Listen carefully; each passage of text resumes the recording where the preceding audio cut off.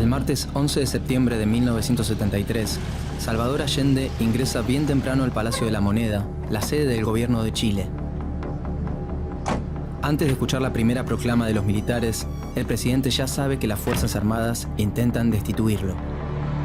Que el señor presidente de la República debe proceder a la inmediata entrega de su alto cargo a las Fuerzas Armadas y Carabineros de Chile. Exigen su renuncia, pero Allende se niega. El país está bajo fuego. Comienza la dictadura de Augusto Pinochet.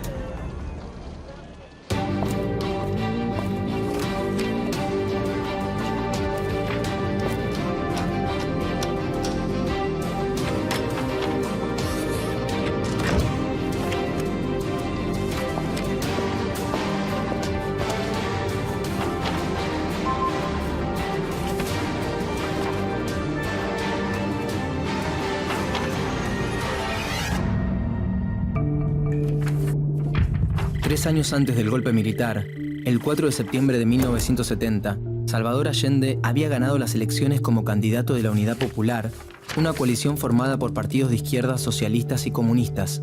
Salvador Allende, alias Don Chicho, nació en Santiago el 26 de junio de 1908. Quería impulsar una revolución socialista a través de la vía democrática. Yo solo tomé en mis manos la antorcha que encendieran los que antes que nosotros lucharon junto al pueblo y por el pueblo. Desde el gobierno, promulgó la Ley de Nacionalización del Cobre, el principal producto de exportación de Chile. Inició un proceso de reforma agraria para repartir los latifundios entre los campesinos sin tierra. Tomó el control estatal de numerosas industrias, muchas de ellas extranjeras, y nacionalizó el sistema financiero. Allende tenía el apoyo de las bases populares, pero al mismo tiempo enfrentaba la oposición de las clases dominantes, que se sentían amenazadas ante la promesa de una transición al socialismo. Más al norte, el gobierno de los Estados Unidos se mantenía alerta.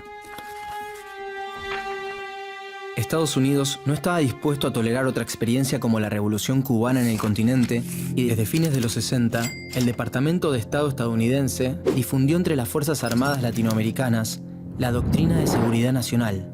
El objetivo principal era preparar a los militares para que mantuvieran el orden interno de sus países y eliminaran a quienes se manifestaban a favor del comunismo. La CIA financiaba las huelgas de los mineros del cobre y de los camioneros que se oponían al gobierno. Cuando asumió Allende, en Estados Unidos, el presidente era Richard Nixon, líder del Partido Republicano. Consideró el ascenso de la Unidad Popular como un desafío al poder y al liderazgo norteamericano en la región. El martes 11 de septiembre de 1973, Allende se despidió de sus colaboradores, mandó a desalojar la Moneda y permaneció solo en el interior del edificio. Yo no voy a renunciar. Colocado en un tránsito histórico, pagaré con mi vida la lealtad del pueblo. Después de 3 años, Estados Unidos, junto con la oposición chilena y las fuerzas militares, lograron derrocar al gobierno de Salvador Allende. «Llamen a Augusto, que es de los nuestros», dijo el presidente ese mismo día. Augusto Pinochet Ugarte, alias Pinocho, nació en Valparaíso el 25 de noviembre de 1915. Antes del golpe, era el comandante en jefe del ejército del gobierno constitucional de Allende y uno de sus hombres de confianza. Pero quien coordinaba el movimiento de las tropas golpistas era el mismo Pinochet. El presidente se suicidó. Lo encontraron con su casco puesto y la ametralladora en mano. El decreto Ley número 1 de la dictadura anunciaba que la interrupción del gobierno de la Unidad Popular tenía como propósito restaurar la chilenidad, la justicia y la institucionalidad quebrada. Las Fuerzas Armadas golpistas decían que el objetivo era salvar la democracia del totalitarismo marxista. Como primera medida, nombraron una junta de gobierno integrada por los comandantes en jefe del ejército, de la marina y de la aviación y por el director general de carabineros.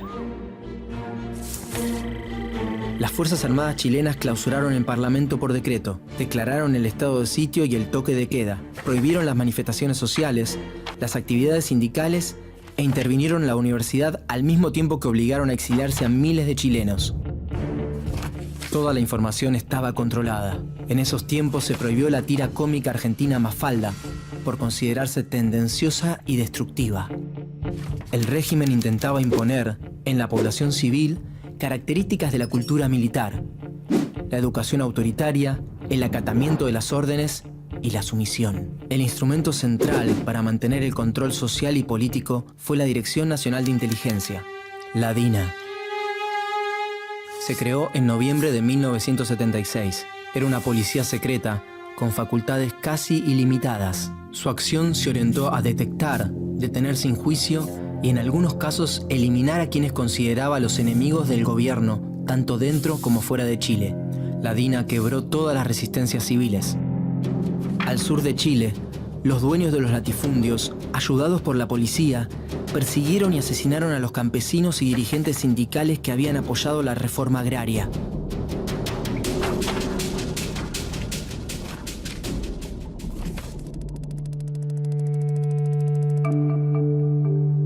Mientras que en Argentina la cúpula eclesiástica colaboró con las juntas militares, en Chile fue el sector que se opuso con mayor fuerza al autoritarismo. En octubre de 1973, creó el Comité Pro Paz, que defendía a quienes sufrían persecuciones políticas y despidos. Y en 1975 se abrió la Vicaria de la Solidaridad, un refugio y defensa para las víctimas de la DINA. Bajo la excusa de combatir a fuerzas rebeldes organizadas militarmente, el gobierno de facto instaló consejos de guerra en todo el país. Abrieron sumarios a miles de opositores que pasaban por esos tribunales sin recibir ningún tipo de garantía constitucional y eran ejecutados en el acto.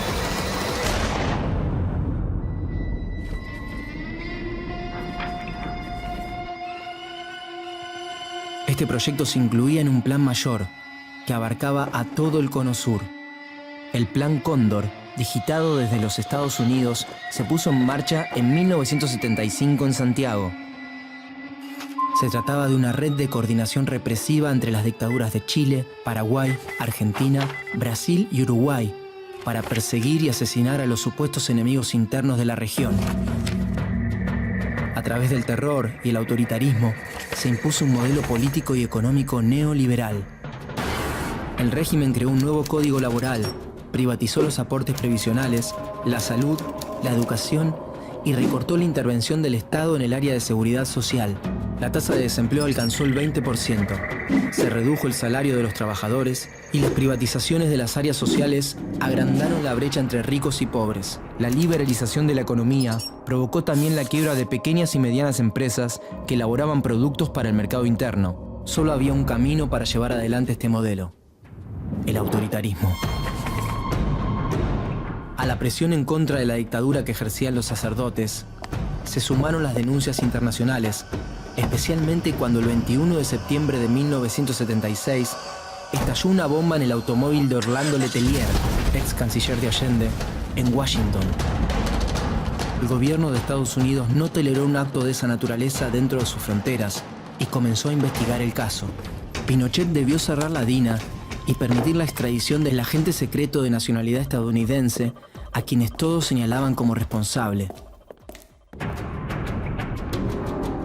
El 4 de enero de 1978, Pinochet buscó legitimar su permanencia en el poder por medio del llamado a una consulta nacional. Quería demostrar el apoyo popular que tenía su gobierno. Según los resultados, el 75% de los chilenos votaron a favor del régimen, pero el escrutinio se realizó sin registros electorales. Las presiones nacionales e internacionales obligaron al gobierno a una primera y limitada apertura política.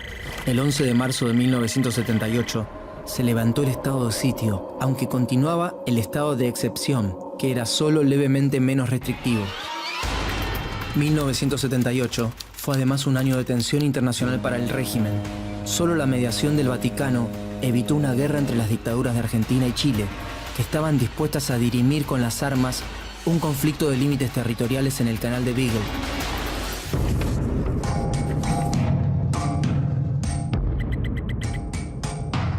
fronteras adentro, las voces disidentes empezaban a oírse por todo el país y comenzó una lenta recomposición de los movimientos sociales. Pinochet diseñó un proyecto de democracia protegida o tutelada por las Fuerzas Armadas para un eventual retorno constitucional. El 10 de agosto de 1980, el presidente anunció la convocatoria a un plebiscito para someter la nueva constitución a la aprobación ciudadana. La oposición política se preparó para el debate, pero el 11 de septiembre, el resultado fue favorable al gobierno por un 67% de los votos. En el inicio de la década de los 80, la dictadura ya había asesinado a 15.000 personas, había 2.200 detenidos, desaparecidos, 164.000 chilenos y chilenas exiliados y más de 150.000 presos en más de 1.000 campos de detención. Casi el 80% de los presos eran obreros y campesinos. Aprobada la Carta Magna de 1980, Pinochet gobernó sin parlamento y con poderes dictatoriales hasta 1989. Un año antes, se realizó un plebiscito para decidir si el dictador continuaba como presidente hasta 1997. La oposición se unió en la concertación de los partidos por el no. Que sin la dictadura la alegría va a llegar, porque pienso en el futuro, voy a decir que no. El 5 de octubre se llevó a cabo el plebiscito. Después de varias horas, el gobierno reconoció la derrota. El no había triunfado por un 54,71% de los votos contra un 43,01% para el sí. Se iniciaba la transición a la democracia. Antes de las elecciones presidenciales, los partidos de la oposición exigieron una serie de reformas a la Constitución de 1980, como la reducción del mandato presidencial de 8 a 4 años, el mantenimiento del habeas corpus durante los estados de excepción y el aumento del número de senadores elegidos por el voto popular, pero renunciaron a introducir cambios en la política económica neoliberal instaurada por el régimen. Tampoco se juzgarían o investigarían los crímenes cometidos por las Fuerzas Armadas. El 14 de diciembre de 1989, Patricio Aylwin se convirtió en el primer presidente de la democracia con el 55% de los votos. Pinochet entregó la banda presidencial, pero se mantuvo como comandante en jefe del ejército hasta el 10 de marzo de 1998. Al día siguiente, asumió como senador vitalicio.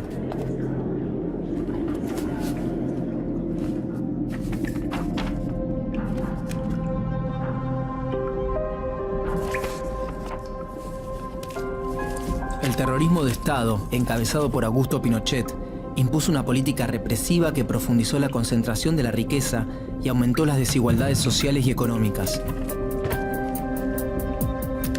En el momento de su muerte, Augusto Pinochet contaba con una orden de detención internacional en curso y con más de 400 querellas en su contra en tribunales de otros países por crímenes de lesa humanidad. Las víctimas de la dictadura chilena se contabilizan en más de 40.000.